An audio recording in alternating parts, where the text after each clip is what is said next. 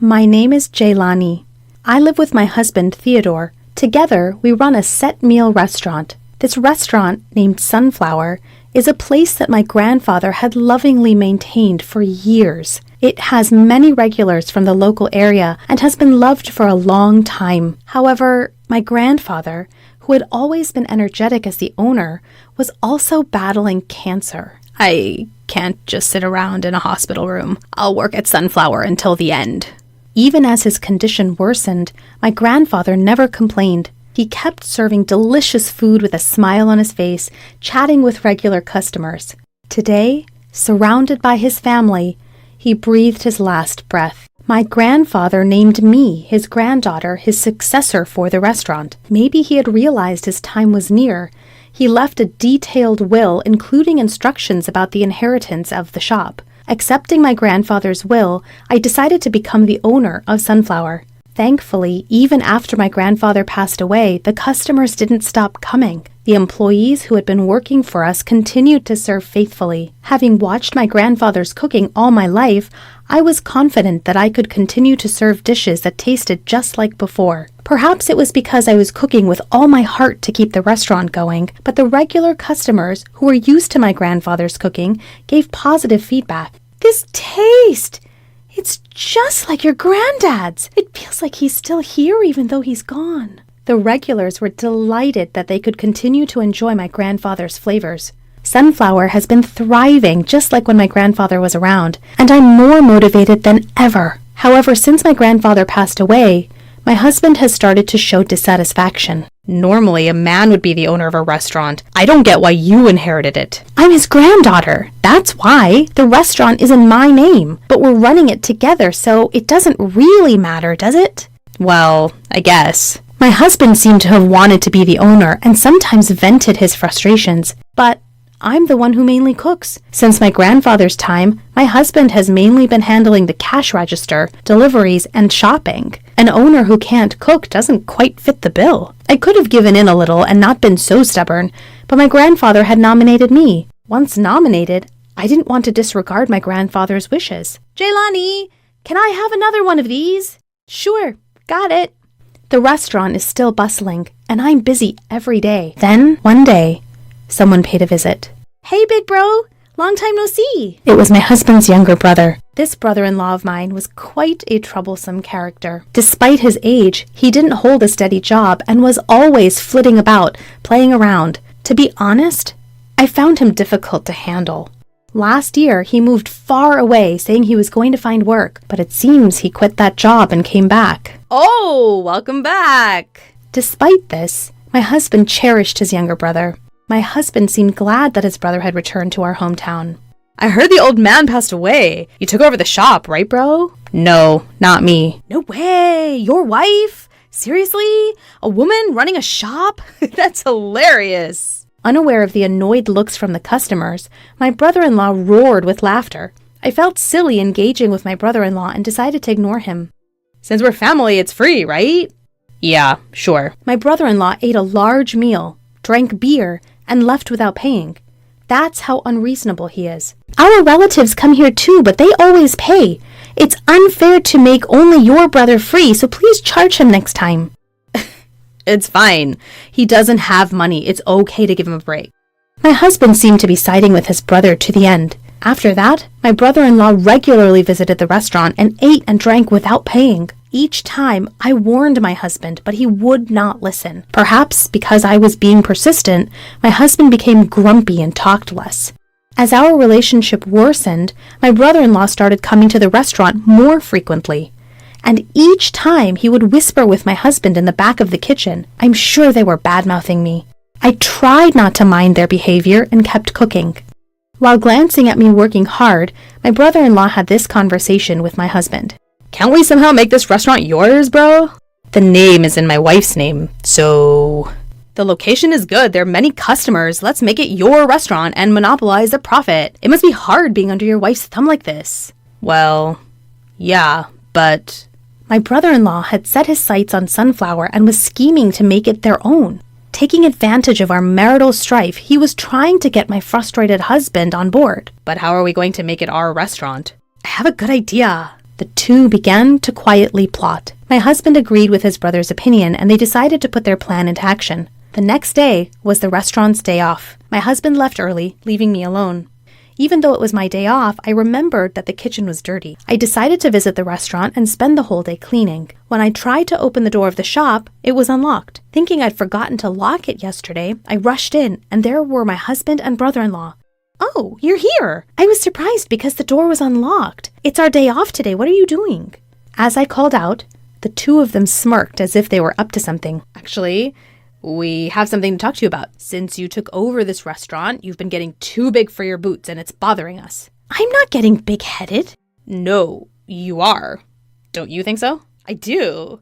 You're happy because the restaurant's thriving and profitable." "What are you trying to say?" The two of them spoke as if they were making fun of me, which frustrated me. As I showed my angry expression, my husband started to spread out some documents on the table. "I'm sick of your attitude.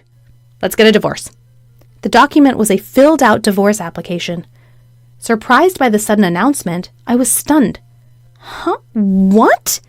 What do you mean?" I was shaken, unable to understand what my husband was thinking. The first thing that crossed my mind was about the continuation of the restaurant. There are a few employees, but running the restaurant alone after the divorce would surely be hard. "This is too sudden. I don't understand what you're saying. It would be hard for me to keep running the restaurant alone if we divorce." About that, we're going to buy this restaurant. We're going to start it anew as our own, so we want you to leave." I couldn't understand what my husband was saying at all.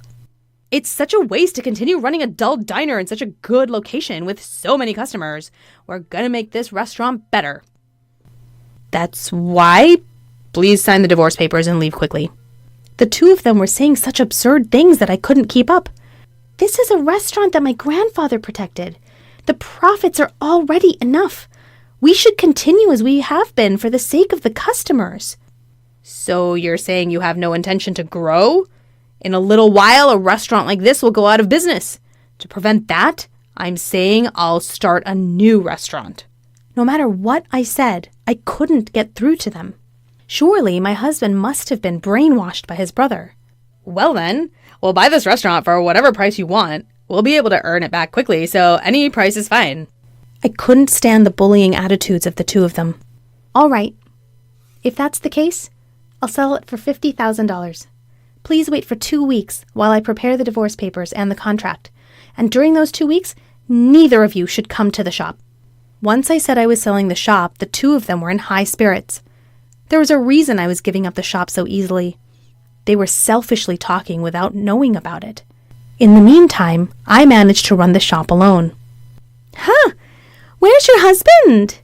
"Well, we're actually getting a divorce." "What? So suddenly? So, will you be running Sunflower alone then?" "No, my husband is buying the shop. I'll be leaving in 2 weeks." The customers were surprised and looked genuinely disappointed. "But there's some good news, too." I quickly distributed flyers that I had made to the customers. When they saw it, their expressions immediately relaxed. And 2 weeks later, I presented the contract to sell the shop and the divorce papers. "There are no complaints with this, right?" My husband promptly signed the contract. $50,000. I'll transfer it to your account right now. So this is my shop from now on. My husband and brother-in-law were ecstatic. With them out of the corner of my eye, I packed up my belongings and left the shop.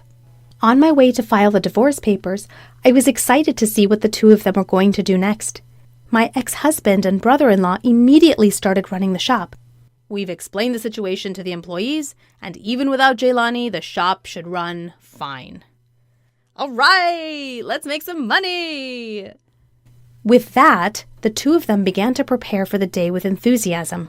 At 10 o'clock, when the shop usually opens, a different scene unfolded. "Why aren't the customers coming?" There were no customers who usually came as soon as the shop opened. The employees who had always been diligent about coming to work weren't at the shop either. My ex-husband tried calling the employees, but no one was answering. They had never experienced anything like this before, and the two of them began to panic. Rushing out of the shop, my ex-husband noticed a regular customer walking by.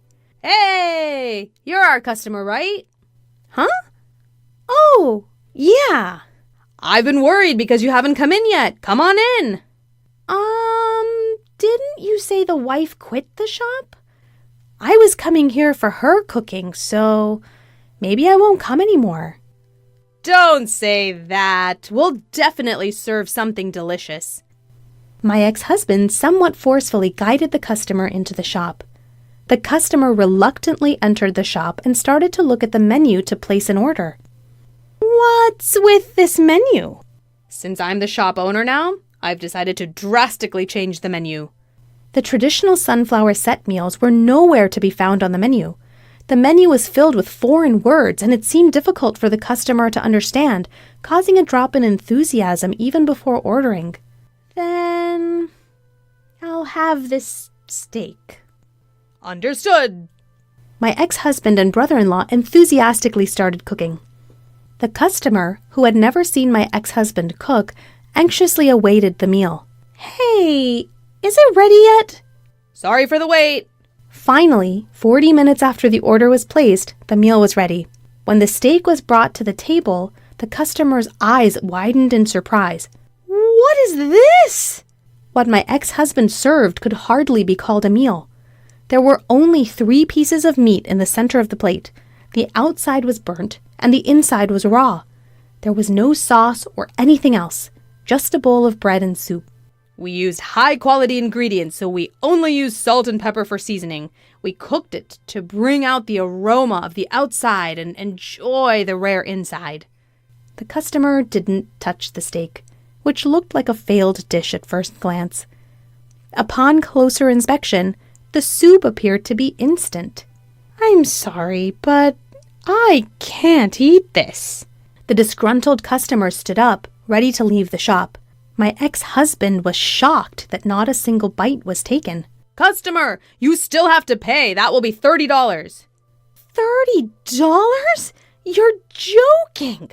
I can't pay for this garbage-like meal? The furious customer stormed out of the shop. Taken aback by the unexpected turn of events, my ex-husband and his brother were stunned. At the same time, they realized they were in a dire situation. Neither my ex-husband, who had barely ever cooked, nor my freeloader brother-in-law could possibly run a restaurant. They should have realized this if they thought about it, but they were too focused on making money. From that point on, not a single customer visited the Sunflower under their management. Meanwhile, I had started a new shop in a different location. It's Sunflower 2. The employees who had worked at the original Sunflower are also with me. This shop was also inherited from my grandfather. My grandfather had been concerned about the aging sunflower and its durability, so he had built a new shop in a different location. He wanted to announce the new shop once it was finished, but he passed away before the shop was completed. This shop was entrusted to me. I had not disclosed the existence of this new shop to my ex-husband. During the 2 weeks I handed over Sunflower, I advertised the new shop. Regular customers who wanted to eat my food all followed me. Thanks to that, the shop has been bustling since its opening day. We have enough margin to hire a few part-time workers. Since I have the $50,000 I received from my ex-husband, I can also add to the employees' salaries. Here, I began to offer my original dishes. To broaden our customer base, I came up with menus for younger people and even weaning food that small children could eat. This has attracted a lot of attention, and the number of families visiting has increased. While keeping my grandfather's flavors, I'm growing the shop to fit the times. The daily hustle gives me a sense of fulfillment. Meanwhile, my ex-husband and his brother were at a loss in the old Sunflower. They had borrowed a large amount of money to pay me $50,000, and now they are receiving demand letters. What are we going to do about this? You're the one who suggested this, right? Figure it out! The brother-in-law, whose predictions had gone awry, was holding his head in his hands. Then he had an idea. I've got a great plan. Hatching a scheme, the two of them suddenly showed up at my bustling restaurant during the busy lunch hour. Jaylani, please help us! Despite the restaurant being packed with customers, The brother-in-law was shouting loudly. My brother hurt his arm and can't cook anymore. We'll give the old restaurant back. Could you return the money as well? You guys took over the old restaurant, remember? You signed the contract. You need to take responsibility and make it work. I brushed off the brother-in-law's plea and was about to return to my work when my ex-husband appeared from behind him, looking pained. Jaylani, help me. Thinking he was being overly dramatic, I was about to turn back to the kitchen when the restaurant became noisy. Whoa! What's that?